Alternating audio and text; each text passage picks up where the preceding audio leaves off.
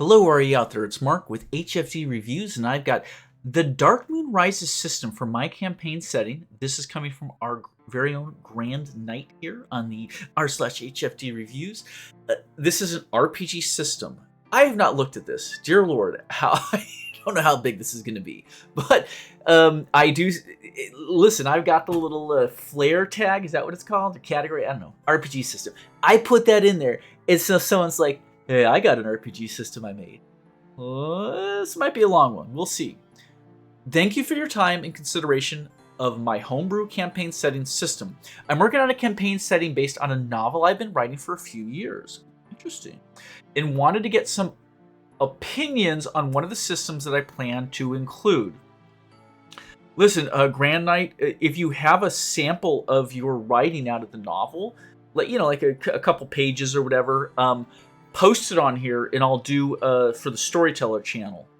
Instead of commenting, I'll just narrate it out for you. If there's a section that you find interesting or you just want to get a little feedback, put a little bit of it out there. Just make sure it's a kind of a self-contained portion of the story that would be compelling by itself, and I'll narrate that for you. So if you want.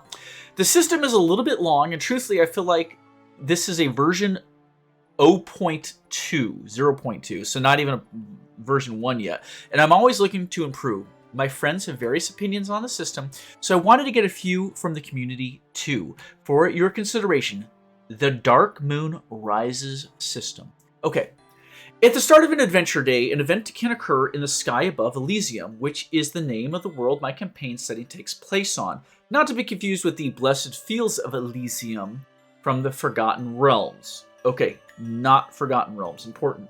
The full moon suddenly appears, wreathed in dark purple light, and the dark moon rises, blanketing the world in its dark radiance. To determine if the dark moon rises, a DC 12 check is made by the DM at the end of any long rest. If the DM beats the DC of the check, meets or beats, then the dark moon rises until the end of the day. So by saying 12 or greater, that's a 45% chance, meaning it happens almost half the time, but not quite half the time. But it's going to happen quite a bit. So interesting. I could see that puts a little bit of pressure on the rest system and how often your players choose to take a long rest. They're like, no, we don't want the dark moon to rise. No, don't rest. We'll keep going. And it makes them stretch their resources. I see that mechanic immediately by just the brief description you've provided here.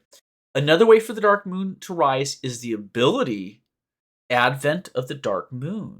This ability allows a creature that has been corrupted by darkness to channel the power of darkness and force the rising of the dark moon. However, it is in a localized area, very nice, 3 miles in diameter, centered on the creature who uses the ability. If the dark moon rises in this way, it only remains in the sky for 1 hour. Interesting. So you're essentially forcing a regional effect. Yeah. As opposed to the entire globe. Cool. When the dark moon rises, creatures that are infused with the power of darkness gain dark moon empowerment. Dark moon empowerment and fortitude of the dark moon. I don't know why I did that, but those are the two of the things you can gain. Dark moon empowerment. Any creature that is corrupted by the power of the darkness undergoes a physical transformation, which increases all stats by 2. It's physical and psychological, and a little bit in here. That's nice. Effectively raising every bonus penalty by +1. Yeah, that would be the effect of that. Sure. And obviously, it's going to adjust your HP, but you would just have the 2 numbers. It's not like you're calculating it in real time. You'd probably want to have 2 character sheets, right? One for when the dark moon is coursing through you, the dark moon empowerment, and one when it's not. Yeah, that'd be the simplest way to do that. But as the dark moon rises, those corrupted by the darkness gain several bonuses. The creature name gains a protective aura of darkness. The creature, just whatever the creature is, okay. Whenever it would take damage from any source. I would word that as the corrupted creature. I would say the corrupted creature. It's referring to the creature that is getting Darkmoon empowerment, as opposed to the air quotes thing. Yeah, just a little edit, in my opinion. The corrupted creature gains protective aura of darkness. Whenever it would take damage from any source except radiant, reduce the damage by 3 plus con bonus, minimum +1, regardless of any negative to con. I like that. So it's a damage barrier, essentially. If the creature name takes radiant damage, this aura effect doesn't function until the start of its next turn. Again, if the corrupted creature takes radiant damage, that's how I would do it. So, because creatures can refer to anything, like monsters, NPCs, PCs, right? I mean, creature, yeah. But yeah, essentially, it's like a troll's regeneration, where if they take fire or acid damage on a turn, the regeneration doesn't work for the next turn. So you're essentially turning off that damage barrier. But I think that's reasonable. I think the 3 plus con bonus for characters with like creatures with beefy con, that could be like potentially a 6 or an 8 or something for like a monster. But you can punch through that with crits or upcast spells, or there are ways to get through it. So you could burn down a monster even if your regular, short sword, long sword, arrow, longbow attacks weren't really effective. Like none of the damage was getting through that barrier.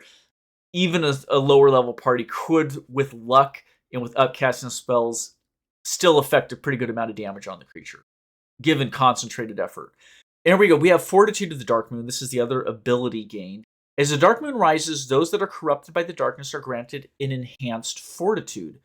Creature name gains temporary hit points equal to 2 times CR plus con. Oh, interesting. You don't usually CR referenced in this way as a stat, but you're functionally using CR as a stat. That's unique. I like that. 2 times the CR plus con. Now, let's think about this real quick. You may want to use little brackets because of PEMDAS, but ultimately we should be doing the multiplication, then adding. Yeah? It doesn't matter. It matters a little bit because your CR, once your CR is, say, above 5, the con will become such a small part of it. So let's take a CR 6. 6 times 2 is 12, plus the con bonus. Well, if the con is only +2, +3, +4, it's 20% or less of the total value. If the CR of the creature is 15, 2 times 15 is 30. Now, if the con bonus is a +3, +4, +5, it's less than 15% of the total health. Maybe much less. Maybe less than 10%. So I'm questioning whether you should be adding the CR plus the con, then multiplying by 2. So 2 times parentheses CR plus con. You add them, then multiply them. At low levels, it works better, but at high levels, that plus con is nothing. It'll just be this little pinky hanging out there doing nothing useful for anyone. Till the Darkmoon sets, any CR under 1 is treated as 1 for the purposes of this ability. These hit points cannot be restored. Yeah, they're just temporary hit points.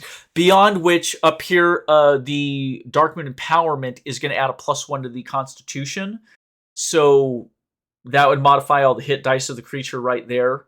So yeah, having that extra sheet or having that extra value set aside so you don't have to do all the calculations. And I would include in it this temporary hit point bonus as well. Yeah, you got to have it ready. You don't want to be doing a lot of math on the fly while you're, I think that's obvious, but DM should have all that arranged beforehand. Keep the math to a minimum, folks. Below is an example of a kobold of the dark kobold. For comparison stats, might be hard to read because of formatting, but I tried to get them right as best I could. I appreciate the effort. So we have a standard kobold here, AC 12. Hit points is a 2d6 minus 2 for an average of 5. Speed is 30. Strength, Dex, Con, Wiz. So essentially, yeah, we got a -2, a +2, -1, -1, -2, -1. Man, kobolds are trash. Freaky little lizard people. Just kidding. I love kobolds. Here we go. Here's a dark kobold. Armor class 13, because Your dex went up once. Natural armor, not armor, natural evasion via AC. Hit points are now 7 because you have a 2d6 -1 as opposed to the -2. Is that correct? Your con is right here. It's a -2. I don't think you quite calculated that right. I believe the plus or minus is per die, per hit die. So here it's 2d6. The -2 comes from the fact that one hit die is a -1, the other hit die is a -1. So down here, if I'm correct on this, you now have a 0 on your hit die. So this should be a 0 as well. It's just 2d6 plus nothing, minus nothing. It's just 2d6. And that's how you get the 7. Because the average roll on a d6 is 3.5. It's not 3, it's not 4, it's 3.5. 2 times 3.5 is 7. Just a little error correction there. Editing on that. Get rid of the -1. Speed is still 30. And now our stats here have gone to a -1, a +3, a 0, a 0, a -1, a 0. So, yeah, it's just a bump up. It's kind of fun. It's not too much. It's not OP, but it's pretty decent. Now, Dark Moon Empowerment, damage reduction of 3. And we're getting that because... Oh, gosh, my stupid mouse is so slow here. We're getting this... Damage reduction is 3 plus con. And the con has gone to 0, so that's where you're getting the +3. Okay, that makes sense. Thank you for taking the time to read my homebrew system. I look forward to any feedback. So, real quickly though, are we missing the other effect for the temporary hit points? Hold on. The Fortitude of the Dark Moon should work like this. 2 times CR plus con. What is a CR? Any CR under 1 is treated as 1 for purposes of this ability. These hit points cannot be restored. So, even though a kobold is probably a 1/8 CR, we're going to treat it as 1. The con, so a 1 plus a 0 constitution, right? Constitution 0 is 1 times 2 is 2. So we should be adding 2.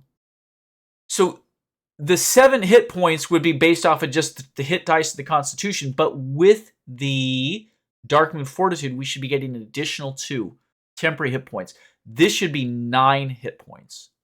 Or you might want to put it in brackets and say 7, but 9 with temporary, or 7 in brackets plus 2 temporary, something like that. But yeah, I like this. I like what you did here, Grand Knight. I would like to see a second example, though, maybe of like a CR5 or CR7 creature. Same little simple thing. So here's your kobold, because it's a great example of a creature with a CR that's less than 1 with a lot of negative modifiers. But give us an example of a creature that's a little beefier that has positive modifiers, and we could really see that fortitude effect come into play with the temporary hit points.